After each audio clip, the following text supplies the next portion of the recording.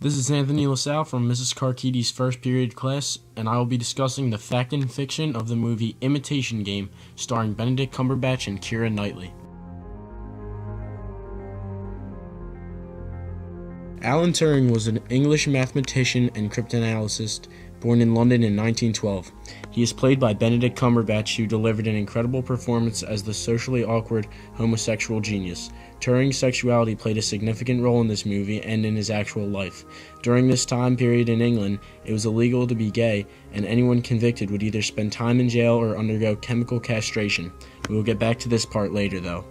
The movie takes place in England during World War II, and Turing is hired by the British military to help decrypt the most complicated encryption codes in the world at the time, used by the Nazis. The code was called Enigma, and Turing created a machine that was able to decode the Nazis' messages and save countless lives in the war. Historians estimate that the war was shortened in length by around 2 years, and about 14 million lives were saved thanks to Turing's breakthroughs. Besides his achievements in World War II, Turing is also credited with coming up with the principle for the first modern computer.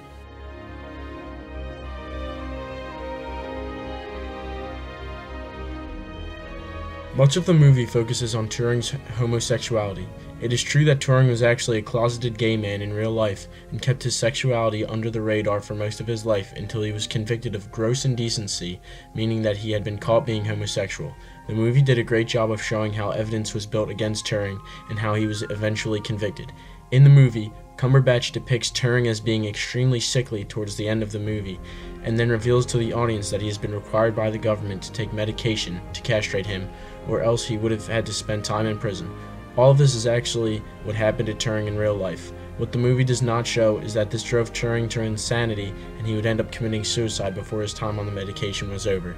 The director of the movie decided to leave the film with a happy ending, instead of killing the mood of the audience and actually showing the suicide. Turing covered an apple in cyanide before taking one last bite and ending his life. Besides a few minor plot details I will discuss soon, the plot of the movie is highly historically accurate. Turing actually did leave his teaching position at Cambridge to work as a codebreaker for the government. Turing did actually create a machine to break the Germans' Enigma code, and he really did save millions of lives by providing the British with secret information about the Nazis throughout the war. In addition, the movie depicts the characters burning all of the documents and papers they had compiled once the war was over. Although this may not have actually happened, the members of Turing's code-breaking team were held to secrecy by the British government, and Turing's contributions to World War II were kept secret for over 50 years, and he was eventually granted a pardon in 2013 for the gross indecency charge.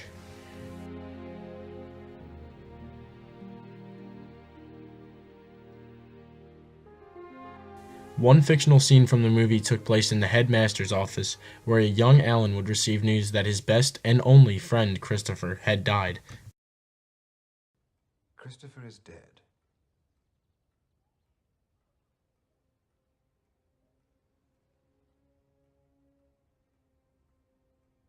I don't understand. His mother sent word this morning. The family were on holiday, you see.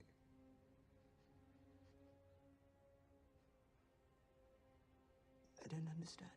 Well, he had bovine tuberculosis, as I'm sure he told you. In real life, Alan had known about Christopher's illness ahead of time, and he was aware that Christopher's illness would eventually take his life. That scene was created to shock the audience and show an immediate emotional impact on young Alan. This scene also sets up another fictional part of the movie. After Christopher's death, Alan did actually become devoted to learning how to break codes because he and Christopher used to write to each other in code.